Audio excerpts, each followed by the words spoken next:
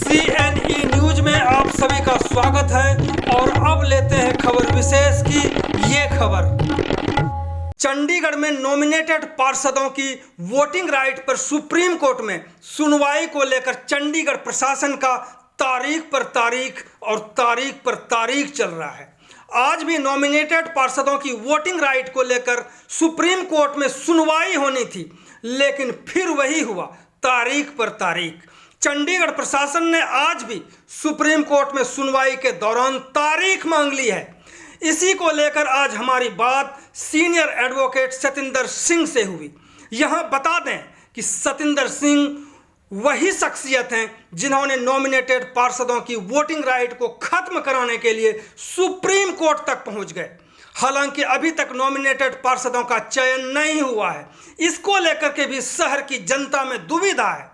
चर्चा है कि भाजपा में अंतर्कलह इस कदर है कि चंडीगढ़ प्रशासन यह फैसला ही नहीं कर पा रहा है कि आखिरकार वो 9 आवेदक कौन हैं जिन्हें पार्षद के लिए नामांकित किया जाए। इसी पर सीनियर एडवोकेट व भाजपा के ही बड़े नेता सतिंदर सिंह ने पूरी जानकारी दी। इसके पहले आप सभी से आग्रह है कि खबर में आगे बढ़ने से पहले सब्सक्राइब लिखा लाल वाली बटन को दबाकर इस लोकप्रिय चैनल को तुरंत सब्सक्राइब करें और ऑल बेल को भी दबाएं ताकि सेकंड में ही आपको न्यूज अपडेट मिल सके। सभी दर्शकों से आग्रह है कि इस पूरी रिपोर्टिंग को जरूर सुनें ताकि आपको यह पता चल सके कि 9 नॉमिनेटेड पार्षदों के चयन में आखिरकार असमंजस क्यों है। अब सुनते हैं सतिंदर सिंह को। जो आपके व्यूअर्स को बता भी रहा हूँ, क्योंकि ये जो केस चल रहा है 2018 से चल रहा है, इसमें मैं ही पिटिशनर था, तो एज ए पिटिशनर मैं इस केस को कर रहा हूँ, एज ए नॉट एडवोकेट कर रहा हूँ।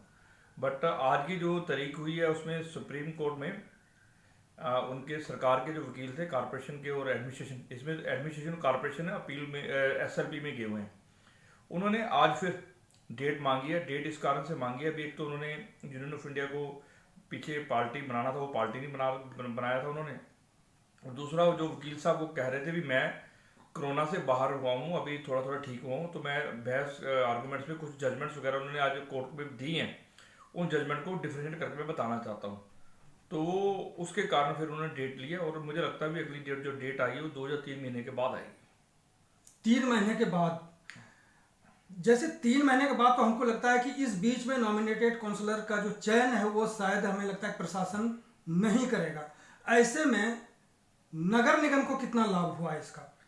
सर, क्योंकि आपके व्यूअर्स के लिए भी, और आप तो खैर जानते ही हैं, ये 2022 जनवरी में जिस दिन शपथ लेते हैं, जब नया हाउस बनता है, उस दिन से नई टर्म अपनी स्टार्ट हो जाती है। तो अगर 9 काउंसलर, मैं मानता हूँ कि अगर 1 जनवरी को शपथ लेते, अगर स्टार्ट होते, तो एक काउंसलर जो होता है नॉमिनेटेड काउंसलर, वो कम से कम जैसे 15,000 रुपया उनका शायद मानदेय होता है मंथली, जो गलत भी हो सकता है, 1,000 ऊपर या 1,000 नीचे भी हो सकता है। उसके अलावा उनको फैसिलिटीज़ मिलती है, जैसे फ़ोन मिल जाता है, मोबाइल फ़ोन मिलने के पैसे मिलते हैं, फिर लैपटॉप मिलता है, फिर मोबाइल का खर्चा जो वगैरह होता है। तो टोटल मतलब 22 से 23,000 रुपये एक नॉमिनेटेड काउंसलर महीने का कम से कम पड़ता है सरकार को। तो अगर उस हिसाब से चले तो 1 महीने का अभी तक, क्योंकि फरवरी या 2 फरवरी हो गई है या 3 फरवरी है, तो अगर 1 महीना उनको अपॉइंटमेंट नहीं की, नॉमिनेट नहीं किया, तो चंडीगढ़ की जो कॉर्पोरेशन का अपना पैसा है, तो more than 2 lakh has been saved, और 2 लाख से ऊपर का पैसा इस समय कॉर्पोरेशन का बचा है, चंडीगढ़ की जनता का बचा है। जिस तरह से ये 2 लाख बचे, इससे बहुत लाभ हुआ है नगर निगम को। लेकिन ये तारीख पर तारीख जो चल रहा है इस सुनवाई को लेकर के कि वोटिंग राइट क्या होना चाहिए, नहीं होना चाहिए, ये बार बार तारीख क्यों ले रहे हैं प्रशासन के लोग? ये थोड़ी सी जो है अबूझ पहेली सी है ये। क्योंकि ये जो डेट ले रहे हैं तो खैर उनके पता हो क्यों लेते हैं वो डेट, बट परंतु डेट से पहले कई बार इतना हाइप क्रिएट कर देते हैं, लोगों को लगता है भी इस बार डिसाइड हो जाएगा। और जब, क्योंकि हम 3-4 बार तो हम दिल्ली भी गए हैं, सुप्रीम कोर्ट में अपीयर भी हुए हैं, उसके बाद अब आजकल तो ऑनलाइन हो रहा है, तो उसके कारण थोड़ा सा हमें सुविधा रहती है, हम चंडीगढ़ में बैठे बैठे भी डेट को अटेंड कर लेते हैं। परंतु सबसे बड़ी बात तो ये होती है कि वो जब करते नहीं है, वो डेट ले लेते हैं, तो उसके कारण एक जो सरकार का जो अपना समय है सब खराब हो रहा है, और हमारा भी समय खराब हो रहा है, क्योंकि हम भी चाहते हैं इस समय चंडीगढ़ की जनता भी चाहती है ये मैटर एंड हो, चाहे इस तरफ आए चाहे उस तरफ आए, चाहे चंडीगढ़ की जनता के वो हक हो, चाहे इसकी तरफ हो अपना प्रशासन की तरफ, कहीं तो हो फैसला, ताकि जो इस समय जो असमंजस्य बना हुआ है वो खत्म हो। क्योंकि उस तरह से कई, जब ऐसा असमंजस्य बना हुआ, प्रशासन कोई निर्णय नहीं ले रहा, तो उस कारण से कई गफलतें पैदा होती है, कई तरह की गलतफहमियां पैदा होती हैं, वो कई चीजें हो रही हैं।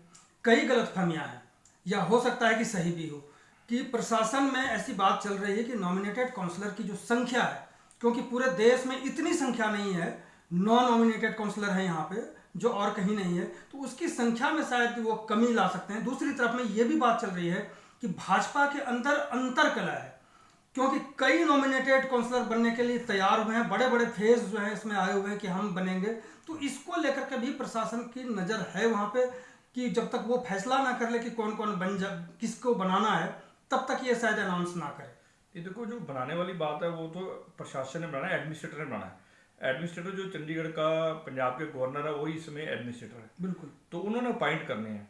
तो मुझे नहीं लगता कि बीजेपी की कोई इंटरनल कोई कारण कोई चीज़ रुक रही हो, क्योंकि बाकी तो मेरे पास बीजेपी की जिम्मेवारी नहीं भी है, तो ना मेरे को ज़्यादा पता है, बट मुझे नहीं लगता बीजेपी के कारण रुक रहा है। परंतु प्रशासन की अपनी कहीं कहीं नहीं नलायकी कह सकते हैं, उसे बेवकूफ़ी कह सकते हैं, उसके कारण रुक रहा है।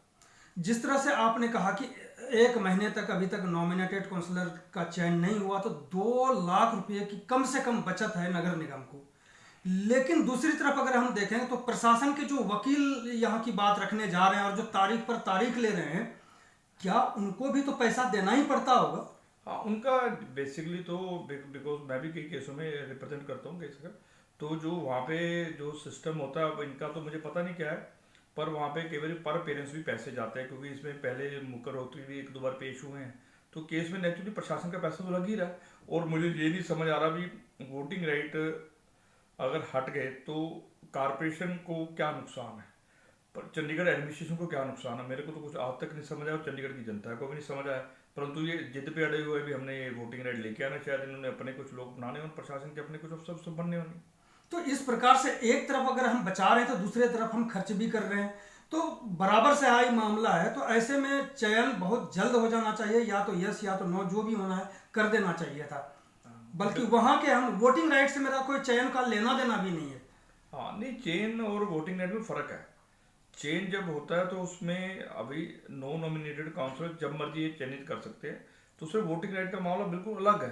बिल्कुल, तो इस कारण से चयन तो कभी भी कर सकते हैं, परंतु अभी नहीं किया, उसके कारण हम साधुवाद भी करते हैं, इनका धन्यवाद भी करते हैं। कम से कम चंडीगढ़ की जनता के, चंडीगढ़ की कारपोरेशन के 2 लाख रुपया बच गया है। बिल्कुल, लेकिन ये भी बात तो है कि आखिरकार जब वोटिंग राइट का नॉमिनेटेड काउंसलर के चयन से कोई लेना देना नहीं, तो इसका मतलब है कि कहीं ना कहीं आपस में अंतर कलह है, जिसकी वजह से ये देरी हो रही है। इसको मानना पड़ेगा आपको, क्योंकि आपके बीजेपी के लीडर भी हैं और सीनियर एडवोकेट भी हैं। ये बात तो आपकी जो है उसमें मैं मानूं ना मानूं, वो एक जो नज़र आ रहा वो है, क्योंकि हमें तो जो प्राइमा सही नज़र आता है वो हम बोल सकते हैं। और उसमें जितनी जल्दी प्रशासन बना देगा नॉमिनेटेड काउंसिल को चयनित कर देगा, उस तरह की अफवाहें खत्म होगी, या फिर प्रशासन ये कह दे भी हमने नॉमिनेटेड काउंसिल को नहीं बनाना, नहीं चूज कर, तो उसके कारण कोई चीज़ें, क्योंकि प्रशासन की तरफ से कोई रिलीज नहीं आ रहा, कोई जवाब नहीं आ रहा, चाहे आइदर वे भी हमने बनाना है या हमने नहीं बनाना तो कब तक बनाना है, तो ये चीज़ें नहीं आ रही, तो उसके कारण एक कन्फ्यूजन तो क्रिएट हुई है, क्योंकि तो चल ही रही है। बिल्कुल, तो ये थे सीनियर एडवोकेट और भाजपा के सीनियर लीडर सतिंदर सिंह, जिन्होंने आज ये जानकारी दी कि तारीख पर तारीख, यानी एक बार और तारीख पड़ी हुई है सुप्रीम कोर्ट में। प्रशासन ने समय मांगी है कि भाई हमें और टाइम चाहिए, और देखते हैं कि अगली तारीख कब पड़ती है और क्या फैसला होता है। बात करने के लिए सतिंदर जी आपका बहुत बहुत धन्यवाद। Thank you sir, thank you, धन्यवाद। CNE न्यूज के साथ बने रहने के लिए आप सभी का बहुत बहुत धन्यवाद।